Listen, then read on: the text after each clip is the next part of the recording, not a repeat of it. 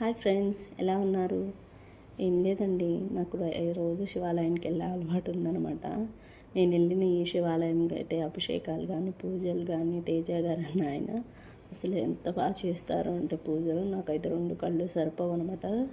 స్వామివారికి అభిషేకం చేస్తే ఈ శివాలయం పేరైతే చంద్రమౌళేశ్వర స్వామి ఆలయం అనమాట. చంద్రమౌళేశ్వర స్వామికి రైట్ సైడ్లో కుడివైపునేమో వీరభద్రస్వామి ఉంటారు, లెఫ్ట్ సైడ్లో ఎడమ వైపునేమో అమ్మవారు ఉంటారనమాట. ఈ చంద్రమౌళేశ్వర స్వామి ఆలయంలో ఆయన అభిషేకం చేస్తుంటే కార్తీక మాసాలకు కానీ పౌర్ణానికి కానీ అసలు ఎంత బాగా చేస్తారో అంటే నిజంగా చెప్తాకి మాటలైతే నాకు రావట్లేదండి. అంత బాగా చేస్తాడనమాట. ఆయన తేజ గారని పూజలు బాగా చేస్తారు. పంతులు గారు అనమాట. మంచి చెడు ఈ టైంకి అభిషేకం చేస్తారు రండమ్మ అని చెప్పి మరి ఇన్ఫామ్ చేస్తారనమాట. అదొకటి నాకు కొంచెం అనుకున్నాను అనమాట. ఒక 42 days వెళ్దాము, కొంచెం గజిబిజిగా అనిపిస్తుంది అని వెళ్ళాను. వెళ్ళిన 42 days నేను ప్రదర్శన చేసి పూజ చేయించుకున్నాను. ఎంత ప్రశాంతంగా అనిపించిందంటే నా మనసు అయితే నిజంగానండి చెప్పలేను. ఇది మహాబిల్వ పత్రం అండి. ఆ గుడిలో 2 రకాల బిల్వ పత్రాలు ఉన్నాయన్నమాట. త్రిబిల్వమును మహాబిల్వ పత్రము. ఈ మహాబిల్వ పత్రం అనేది చంద్రమౌళేశ్వర స్వామికి ప్రసాదం లాంటిదన్నమాట. అంత మంచి విశిష్టత ఉందండి ఈ చెట్టుకి, ఈ పత్రానికి. ఈ మహాబిల్వ పత్రాలు నీళ్ళల్లో వేసి స్వామివారికి అభిషేకం చేస్తే అసలు మీరు నమ్మదు చెప్తే అంత పుణ్యం దొరుకుతుందండి మనకైతే. నిజంగా చాలా విశిష్టత ఉంది ఈ బిల్వ పత్రానికి అయితే. త్రిబిల్వం కూడా ఉంది ఇక్కడే ఈ టెంపుల్లోనే ఉంది. అది కూడా క్లిప్ పెడతాను, చూపిస్తాను మీకు. ఈ చెట్టుకి ఎంత విశిష్టత. వీటిలో ఈ మహాబిల్వ పత్రాల్లో 6 రకాలు ఉన్నాయండి. అవి ఏకబిల్వము, త్రిబిల్వము, పంచముఖ బిల్వము, షణ్ముఖ బిల్వము, సప్త బిల్వము, అఖండ బిల్వము అని ఒక 6 రకాలు ఉన్నాయన్నమాట. వీటిలో ఈ సప్త బిల్వం అన్నది అగ్ని బిల్వం అని కూడా పిలుస్తారన్నమాట. వీటిలో ఈ 6 రకాల్లో అఖండ బిల్వం అన్నదాన్ని మహాబిల్వం అని కూడా అంటారు. ఇది మీరు చూసే ఈ చెట్టే మహాబిల్వ చెట్టు అన్నమాట. ఈ మహాబిల్వ పత్రం ఈ మారేడు దళాలు ఎప్పుడు పడితే అప్పుడు కొయ్యరండి.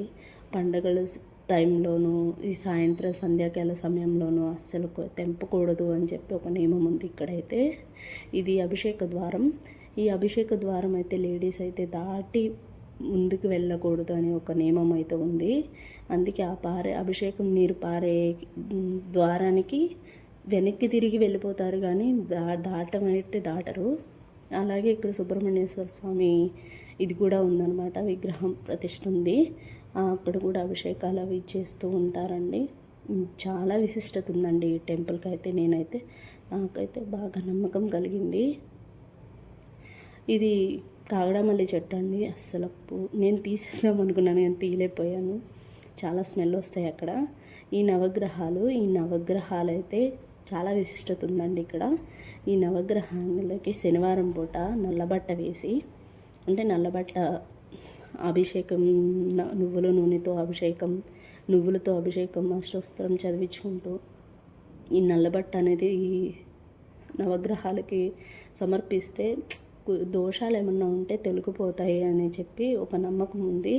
ఈ నవగ్రహాలకి శనివారం ప్రత్యేక పూజలు అభిషేకాలు అయితే చేస్తూ ఉంటారు.